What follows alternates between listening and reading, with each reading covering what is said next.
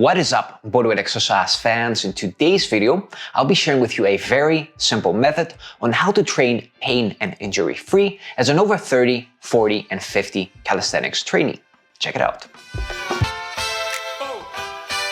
One of the most common mistakes I see men over 30, 40, and 50 do is train with an all or nothing mindset.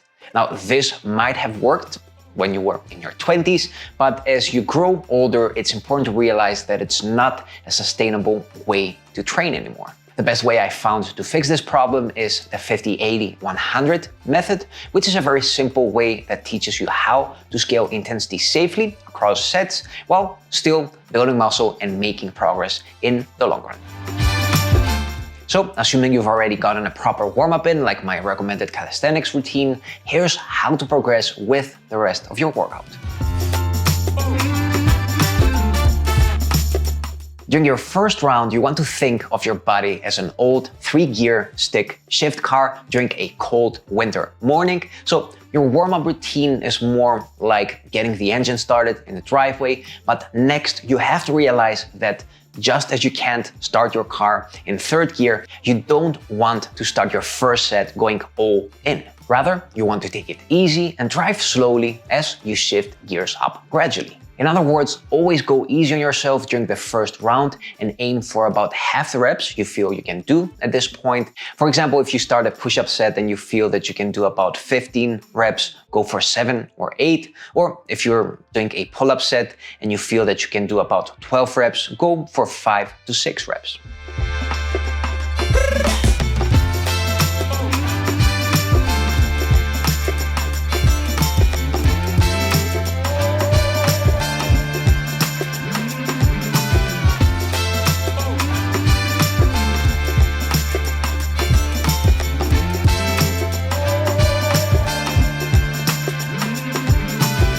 During your second round, you want to switch things up a gear and you can push yourself harder, but also make sure that you're leaving a couple of reps in the tank. This means aiming for about 70 to 80% of the max reps you feel you can do at that point. For example, if you feel you can do 10 pull-ups during this round, go for 7 to 8. Or if you feel that you can do 20 push-ups, go for 14 to 16 reps. One more thing, because our goal is to go all in during the next round, make sure that you get enough rest. My recommendation being 3 to 5 minutes before moving on to the 3rd round.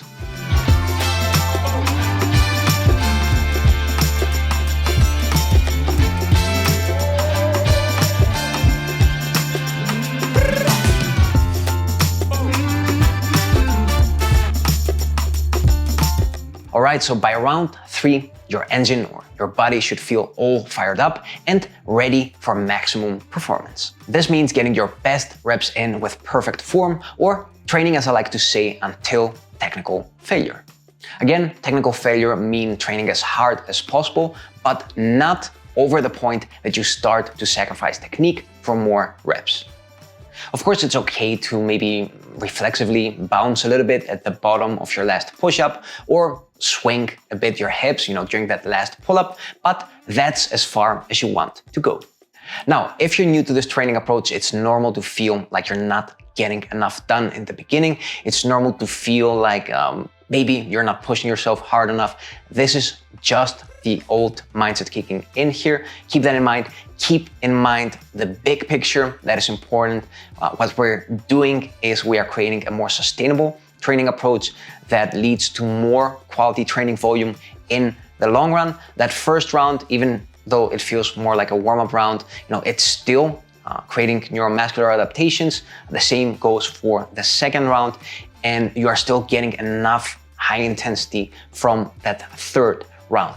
So if you train every day, if you're a high frequency calisthenics guy like me, so basically training 6 times a week, this approach is enough. So training, getting in 3 rounds this way is enough. If you're a 3 workouts per week kind of guy, then I would recommend adding a 4th round till technical failure. So after the 3rd round, take 3 to 5 minutes of rest again and add a 4th round. Or if you train 2 times per week, you can even try going for 5 rounds. So getting, those first 2 rounds, which are more warm-up rounds, and getting another 3 high quality rounds. If you're serious about trying this method, give it at least 6 weeks of training this way consistently, because it does take some time to get used to this training approach. But if you do that, I promise you, both your body and the results you'll be getting will be better than ever. Finally, this is also a great way to train in the beginning of the day, especially if you're an early morning workout guy like me. It makes the whole session feel smooth from beginning to end. You avoid those first clunky and heavy sets. Plus, when you finish each workout strong without though feeling depleted, you have that energy wave that carries over during the rest of the day. And most important of all, it also leaves you looking forward to that next morning workout.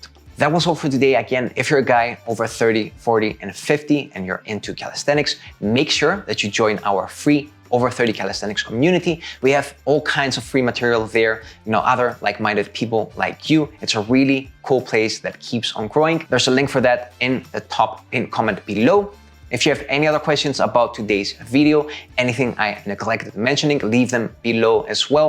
And until next time, keep on training.